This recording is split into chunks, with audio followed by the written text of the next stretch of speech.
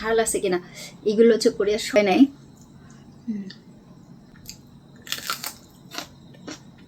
Hello, আসসালামু আলাইকুম। আমি কল্পনা, সাউথ কোরিয়া থেকে। অনেকেই বলছেন সত্যি সত্যি ঝালে মানে ওই মরিচের ঝাল আছে কিনা, এগুলো হচ্ছে কোরিয়ার সবচাইতে ঝাল মরিচ। গ্যাসের চুলার পাশে দেখছেন, হ্যাঁ পরিষ্কার করতে হবে। দুইটা মরিচ আগে নিয়ে আনি। প্রচুর খিদা লাগছে, ভাতও কেবল রান্না করছি, সদ্য ভাত।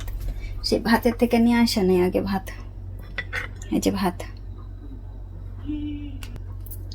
বেগুন সেদ্ধ করছি।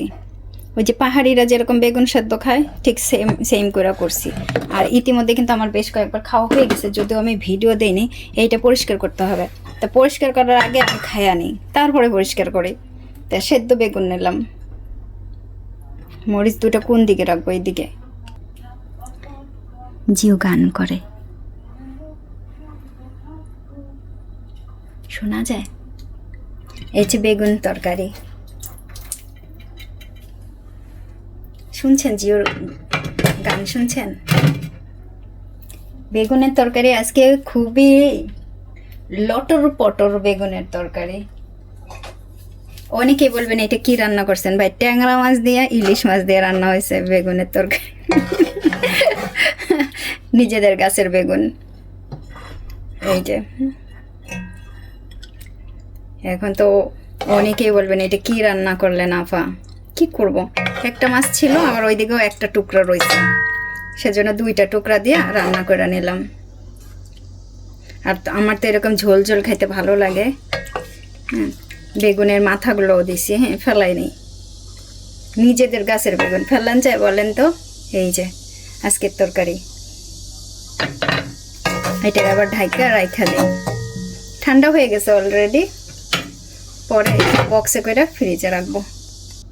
এই যে এইখানে আবার টমেটো করছি চাটনির মতো, সরিষা দিয়া, নিজেদের গাছের টমেটো। এই যে এগুলো থেকে বীজ রাখছি, আর বাদ বাকিগুলো এই যে আমি রান্না করে নিছি। এত মজা হয়েছে খাইতে, মানে সেই টেস্ট। আমি খাইছি অলরেডি, কয়েকবার খাওয়া হয়ে গেছে।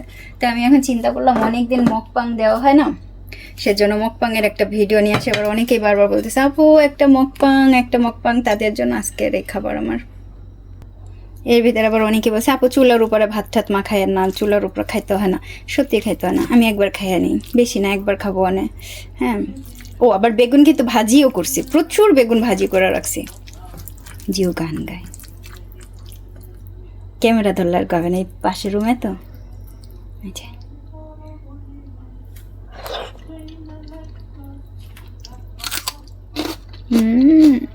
ঝালমরিচ। এই ট্যাংরা মাছকে অনেকে বলছেন গুলশা মাছ, আমি ঠিক জানি না, তবে কোরিয়াতে আমরা আমাদের কাছে ট্যাংরা মাছ বলে বিক্রি করছে, দেশি ট্যাংরা। মরিচের ঝাল আছে কিনা এগুলো হচ্ছে কোরিয়ার সবচাইতে ঝাল মরিচ। এত বেশি ঝাল ভাই, ওই যে এর থেকেও যেগুলো আছে ঝাল নাই। ওইগুলো যদি খান তো আপনার কাছে মনে হবে কি কি যেন একটা অবস্থা খারাপ, সারাদিন এমন করে একটু ঢেক। আর এইটা দেখে অনেকে আবার এই করছেন, এক কথার সাথে আর এক কথা যাচ্ছি না, এটা হচ্ছে তেলের বোতল। অনেকে বলছেন এটা কি আপা অ্যালকোহল নাকি? তেলের বোতল, সিসেমি অয়েল লেখা আছে, ছানখিরম পড়েন ভালো করে, নিচে ইংলিশও আছে। ও এই যে বেগুন সেদ্ধ, ভিতরে কিছু আছে কিনা আগে দেখা হোক। চুলের অবস্থা দেখেন, প্রচুর গরম, কিন্তু না আজকে আবহাওয়া অনেক ভালো। উমা, আমি ভয় পাইছি, ভয় পাইছি, সত্যি ভয় পাইছি। তারপর আমি ভালো করে দেখতেছি ভাই, আমার তো আবার ভয়েরই বুঝেন না, যদি বাইসেন্স কিছু থাকে আমি আর খাবো না, এই প্লেট ধরে খাবো না। আমি অলরেডি সেদ্ধ খাইছি গ্রামের বাড়িতে, কিন্তু ভিডিও এখনো আপলোড হয় নাই।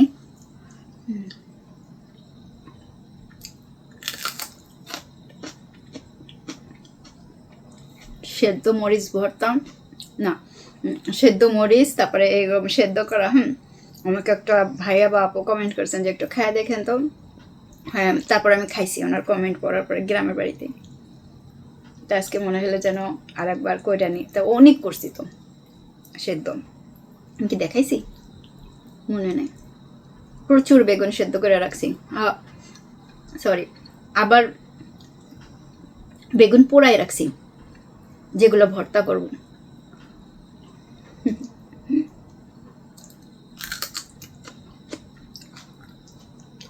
এগুলো হচ্ছে অনেক ঝাল মরিচ। যে মরিচগুলাতে ঝাল নাই সেই মরিচগুলা খাইতে পারেন আপনি, কিন্তু খাওয়ার পরে যখন আপনার তো অভ্যাস যদি না থাকে, ধরেন যে মরিচগুলো ঝাল নাই, খাইতে কেমন যেন একটু লাগে, তারপরও খাওয়ার পরে না সারাদিন একটা গ্যাস উঠে। আমার যেটা একদম পছন্দ না, অনেক আগে একবার খাইছিলাম, একদম পছন্দ না। তার থেকে আমার এই ঝালমরিচ হাজার হাজার গুণে ভালো।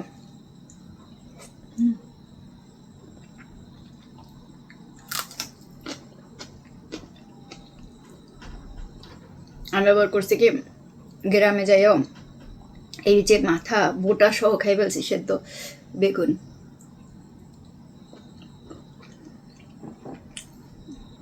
হালকা একটু শক্ত, ফেলে দেবো।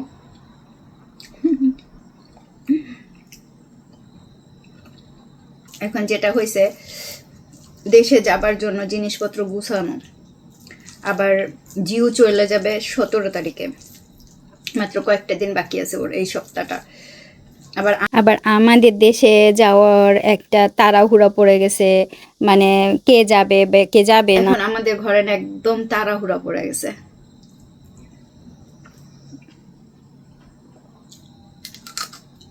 খুবই তাড়াহুড়োর মধ্যে ব্যস্ততা, মানে সব একবারেই। হ্যাঁ, বেগুন এটার একটু খোসা খোসা হয়েছে। তবে যেটা দেখলাম বেগুনের গাছ, হ্যাঁ কিছু গাছ আছে, গাছের বেগুন হচ্ছে একদম সুন্দর এরকম, আবার কিছু বেগুন হচ্ছে এরকম খোসা। এটা আপনাদের দুলাভাই খায় বলছে কি এরকম একটা পড়ছর মুখে, খোসা খোসা বেগুন।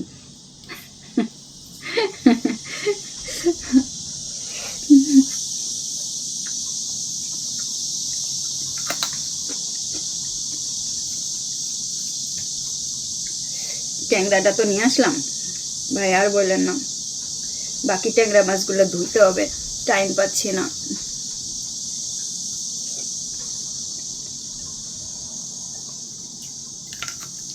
তাড়াতাড়ি করে করতে হবে, আমার টাইম নেই, সত্যি বলি টাইম নেই।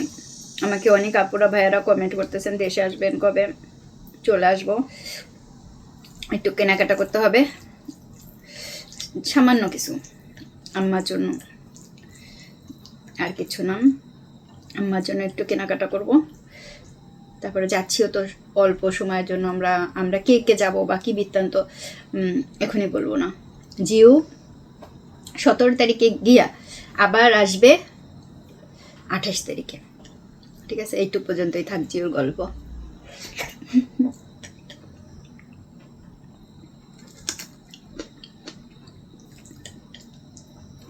একবার বলছিলাম এই কয়টা দিনের জন্য যাবি, একবারে থাইকা যা। তো স্কুল থেকে তো আবার সম্ভব না, এমনি তো ওরে 1.5 মাসের ছুটিতে নিয়ে আসছি আমরা। ও ঝাল, ও ঝাল।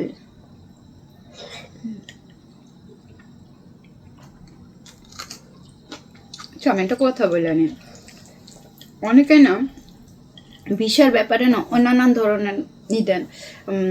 একা পরে দেখলাম তার ওই যে কোরিয়ান হাজব্যান্ড, কোরিয়াতে বিয়ে হয়েছে, সে মাকে নিয়ে কোরিয়াতে ভিসা পাইছে, ঠিক আছে? ভিসা পাইছে, গ্রান্টেড হয়ে গেছে মনে হয়, তাই নিয়ে বিরাট ভিডিও দিছে।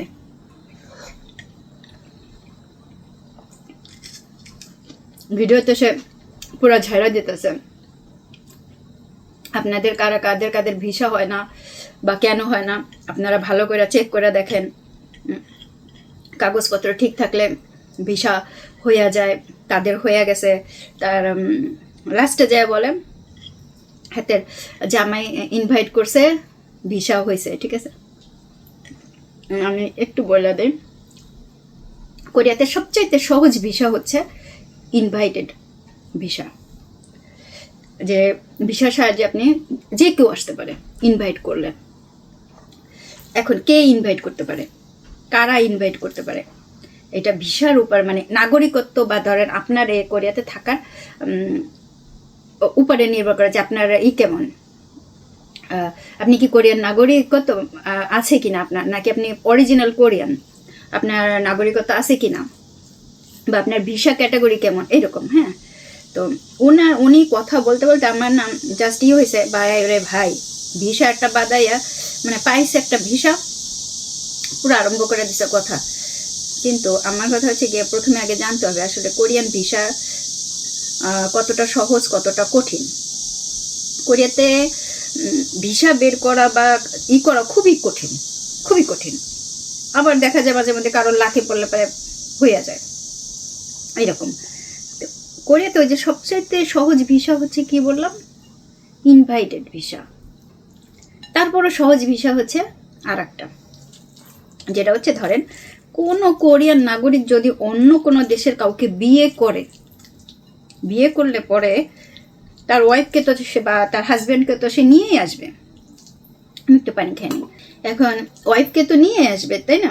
এখন এই ওয়াইফের সাথে সাথে কোরিয়ান সরকার আর একটা খুবই ভালো অপরচুনিটি, যেটা তাই না, এই তো এইটা দেয়, যেটা হচ্ছে সেই মেয়ে বা ছেলে মানে যাকে বিয়ে করবে অন্য দেশের কোরিয়ান নাগরিক, তার বাবা এবং মা, ধরেন কোরিয়ান কোনো ছেলে যদি বাইরে বিয়ে করে সেই মেয়ের বাবা মা, বা ধরেন কোরিয়ান কোনো নাগরিক যদি কোনো ছেলেকে বিয়ে করে তার বাবা মা, জাস্ট বাবা মায়ের জন্য এই ভিসা ক্যাটাগরিটা একেবারেই পুরো যেটা বলবো সহজ, খুবই সহজ। শুধুমাত্র কাগজপত্র পাঠাইলেই, ডকুমেন্ট আর কাগজপত্র ঠিক থাকলেই আপনি আপনার শ্বশুর শাশুড়িকে নিয়ে আসতে পারবেন। যদি কোরিয়ান নাগরিকত্ব এবং ভিসার উপর ডিপেন্ড করে যে কোরিয়াতে বর্তমানে তিনি কোন ভিসাতে আছেন বা নাগরিকত্ব ধরন কেমন। এই হচ্ছে কাহিনী। কিন্তু ধরেন আপনার যদি 3-4টা দেশ খুব ভালো ভালো ভ্রমণ করা থাকে, তাহলে আপনি অনায়াসেই কিন্তু কোরিয়াতে যদি ট্যুরিস্ট ভিসাতে আবেদন করেন তাহলে আপনার হয়ে যাবে, প্রায় হয়ে যায় এগুলো, ঠিক আছে?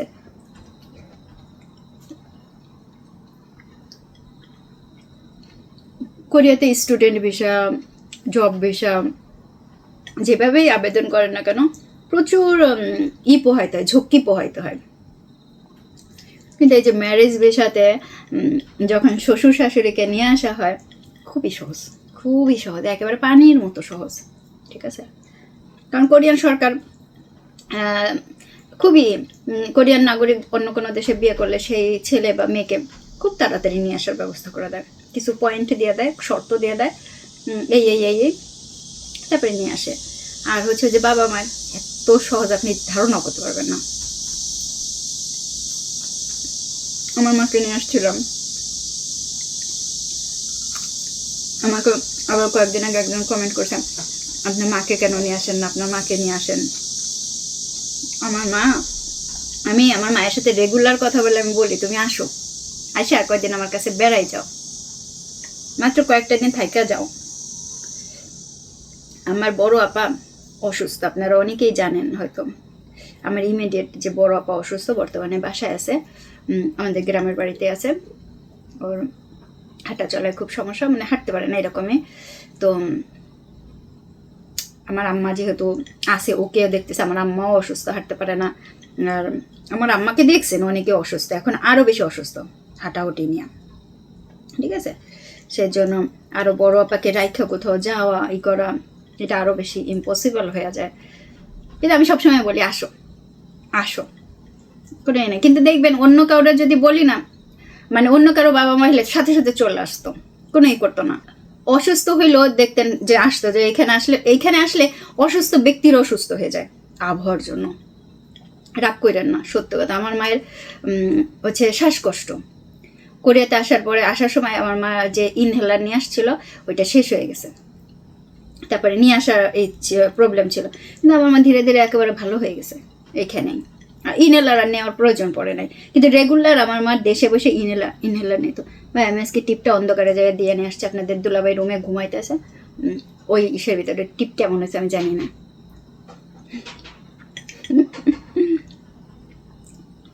তো ভিসা নিয়ে আমরা সাধারণ পাবলিকরা খুব বেশি একটা কথা বলি না।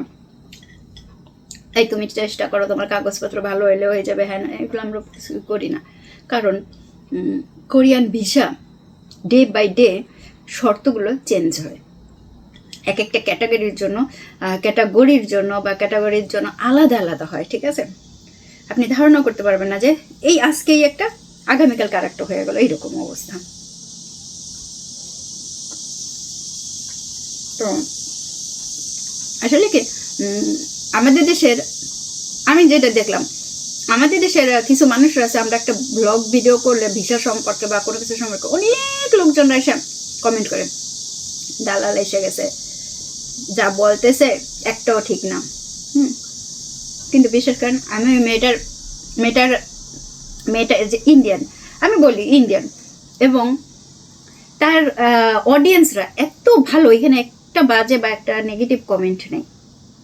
যে তুমি ভিসা সম্পর্কে আগে জানো, যে তোমার মা যাচ্ছে এত সহজভাবে, তুমি অন্য ভিসার সাথে এটা তুলনা করতে পারো না। অন্য ভিসাগুলো অনেক কঠিন বের করা, ঠিক আছে? জব ভিসা, এই বিষয়, এগুলো অনেক কঠিন হয়। আর তোমার মা যেটাতে যাইতেছে এটা হচ্ছে পৃথিবীর সবচাইতে সহজ উপায়, কোরিয়ান সরকারের সবচাইতে সহজ একটা ভিসার। একটা কেউ কমেন্ট করে না। আমাদের দেশের লোকেরা এত জানে কেমনে, ওর অডিয়েন্স সবাই খুব ভালোভাবে নেয় যা বলে, কিন্তু ওই মিলিয়ন মিলিয়ন ভিউ হইতেছে ওর, জানি না।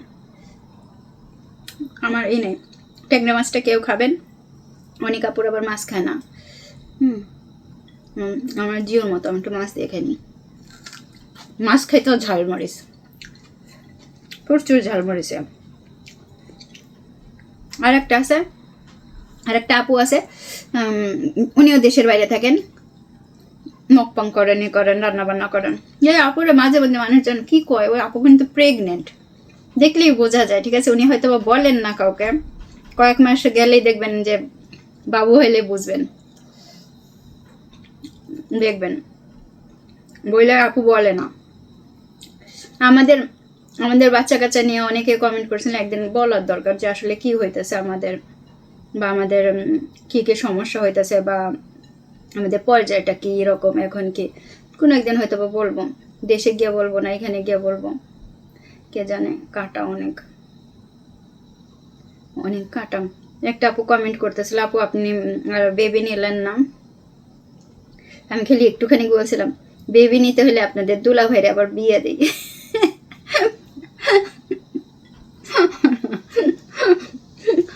আপনাদের দুলা ভাইরে আবার বিয়ে দিই।